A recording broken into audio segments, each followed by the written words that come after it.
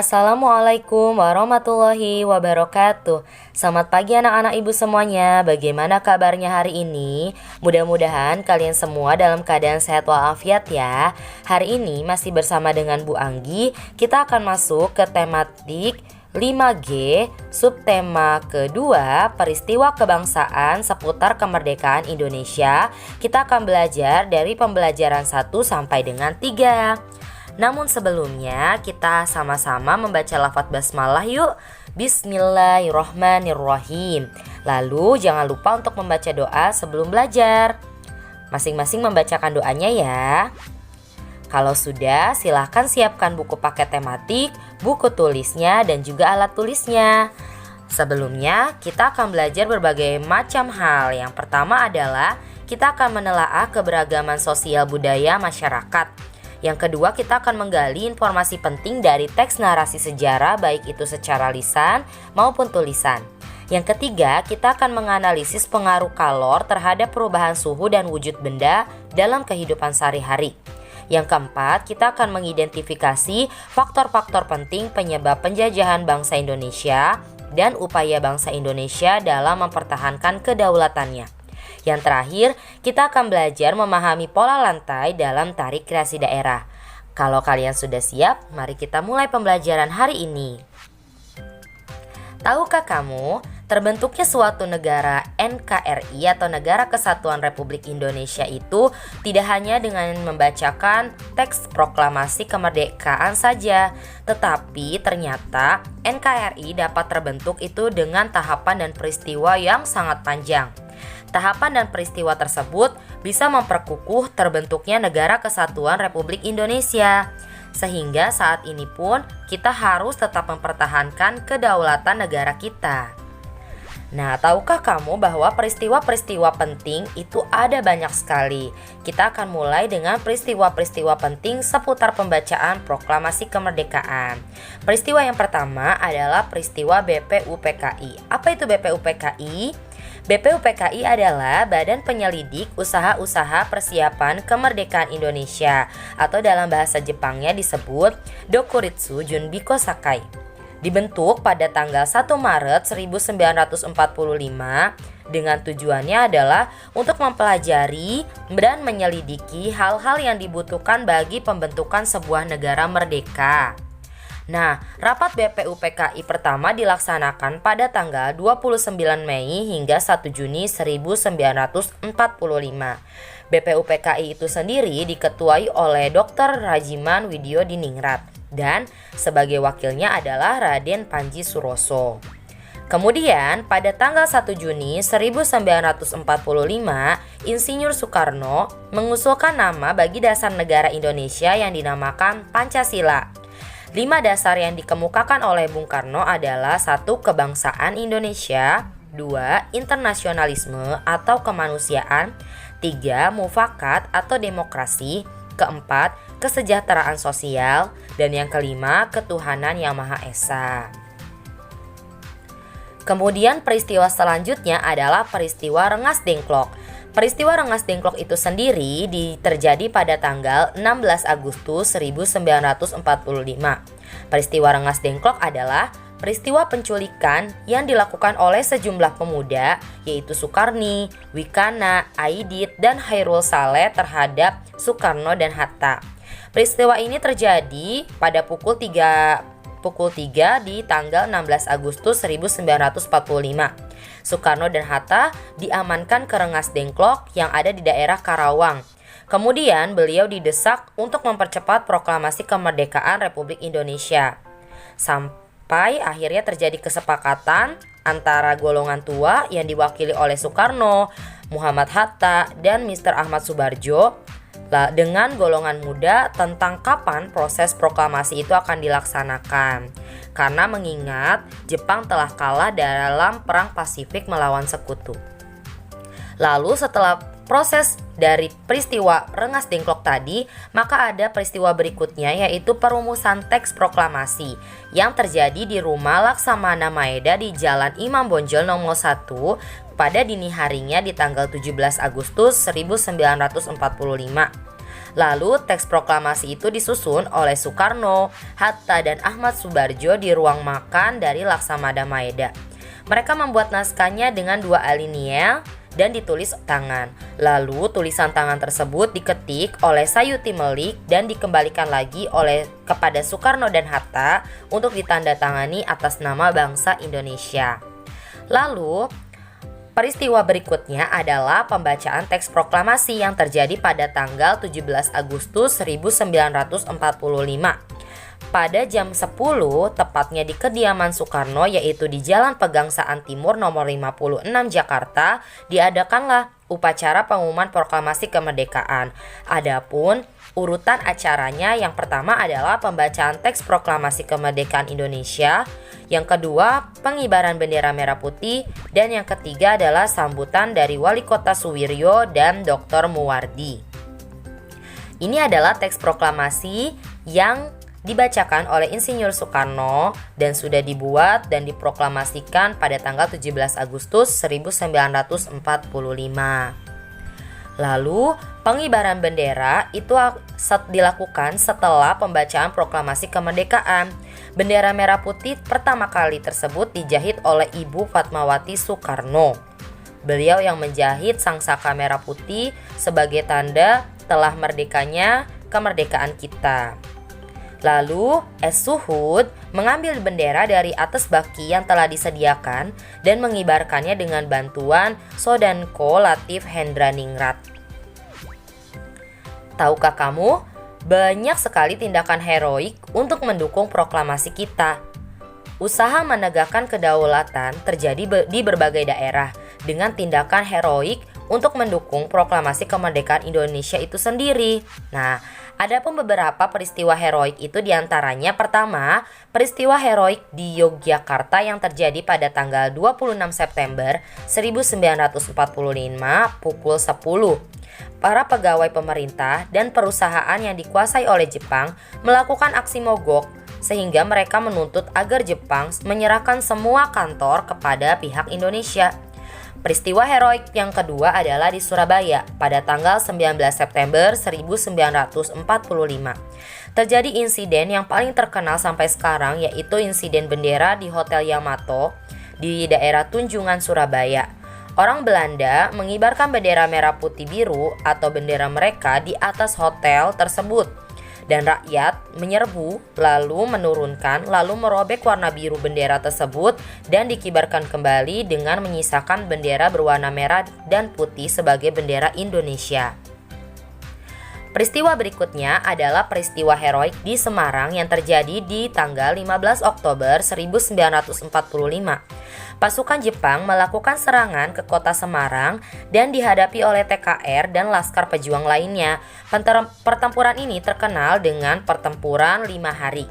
Akibat pertempuran inilah banyak sekali yang gugur dan ratusan orang Jepang pun tewas. Untuk mengenang peristiwa ini dibangunlah Monumen Tugu Pemuda di Semarang. Berikutnya adalah peristiwa heroik di Aceh yang terjadi di tanggal 6 Oktober 1945.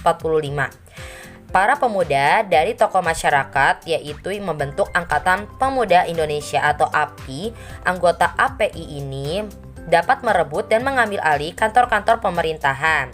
Dan di tempat-tempat yang telah mereka rebut, para pemuda ini mengibarkan bendera merah putih, lalu berhasil melucuti senjata tentara Jepang. Peristiwa berikutnya terjadi di Bali pada tanggal 13 Desember 1945. Pada bulan Agustus 1945 inilah pemuda Bali membentuk organisasi AMI atau Angkatan Muda Indonesia dan Pemuda Republik Indonesia atau PRI.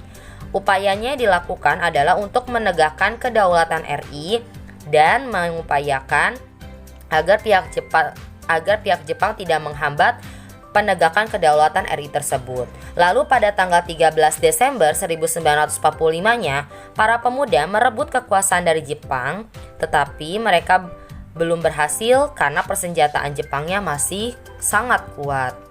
Lalu peristiwa berikutnya adalah terjadi di Sumbawa di bulan Desember 1945.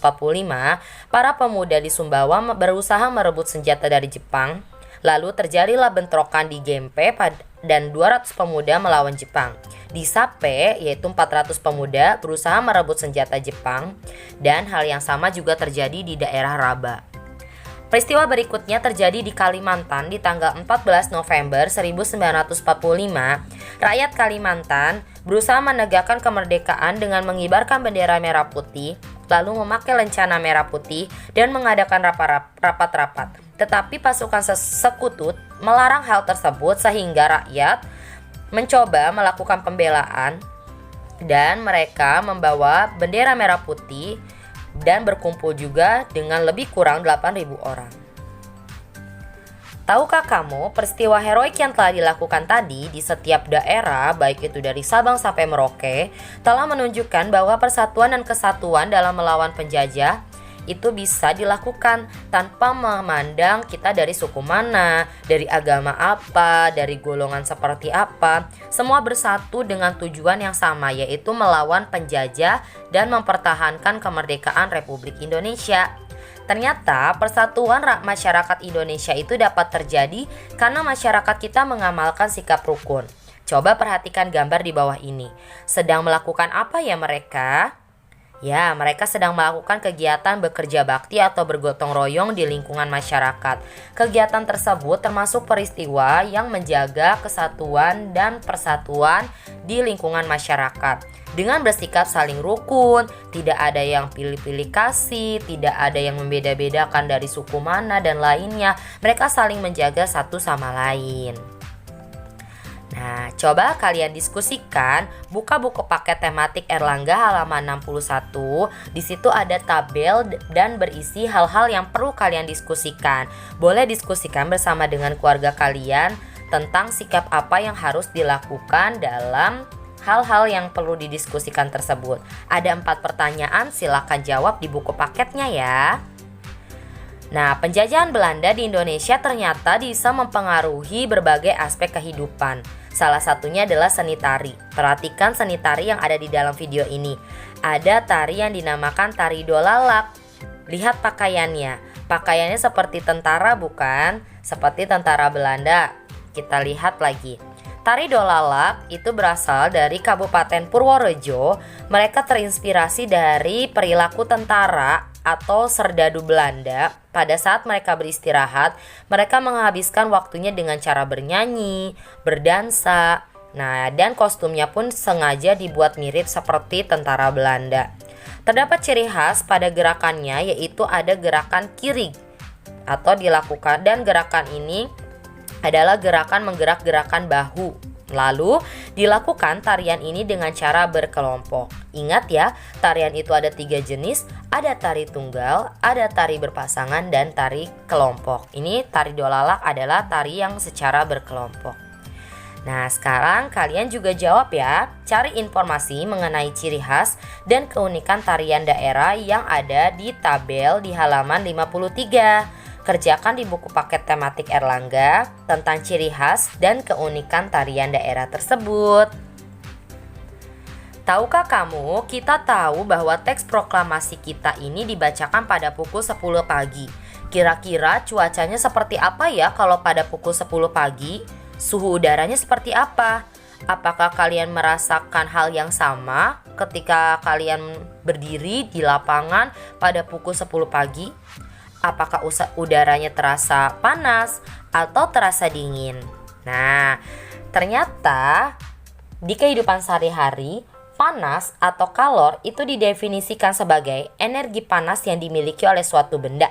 Perubahan wujud benda terjadi karena adanya pengaruh kalor. Kalor itu akan mempengaruhi perubahan wujud. Bisa benda melepaskan kalor atau benda menyerap kalor. Benda yang melepaskan kalor dapat mengalami perubahan wujud, yaitu membeku, mengembun, dan mendeposisi. Sedangkan benda yang menyerap atau membutuhkan kalor dapat mengalami perubahan wujud, yaitu menguap, mencair, dan menyublim. Nah, perubahan benda itu ada yang bersifat tetap dan ada yang bersifat sementara. Perubahan benda yang bersifat sementara didefinisikan sebagai perubahan benda yang dapat kembali ke wujud semula. Sedangkan perubahan benda yang bersifat tetap, perubahannya yaitu tidak akan kembali ke wujud semula. Contoh benda yang bersifat tetap adalah roti. Roti ketika berjamur, misalnya kalian biarkan setelah 5 hari atau 7 hari, dia akan dibiarkan di dalam udara atau suhu ruangan, maka rotinya akan berjamur. Berarti kan bendanya bersifat tetap, karena tidak bisa roti tersebut kembali ke roti yang pada semulanya. Lalu beras itu kalau kita masak itu akan berubah menjadi nasi. Lalu apakah nasi bisa berubah kembali menjadi beras? Tentu tidak, maka itu adalah contoh benda yang bersifat tetap. Lalu contoh berikutnya adalah kayu. Kayu ketika kita bakar maka akan berubah menjadi abu. Apakah abu tersebut bisa kembali lagi menjadi kayu? Nah, itu adalah contoh benda yang bersifat tetap. Sekarang kalian kerjakan ya halaman 47. Perhatikan peristiwa pada gambar yang ada di halaman tersebut. Tuliskan dengan huruf T sebagai perubahan yang tetap.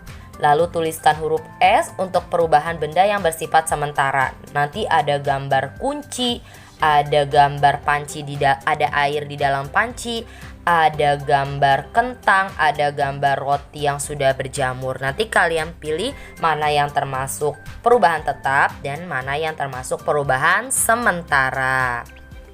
Terima kasih anak-anak ibu sudah belajar dengan baik. Sampai jumpa pada pertemuan berikutnya. Tetap semangat dalam belajar. Jangan lupa kerjakan tugasnya ya. Ibu akhiri. Wassalamualaikum warahmatullahi wabarakatuh.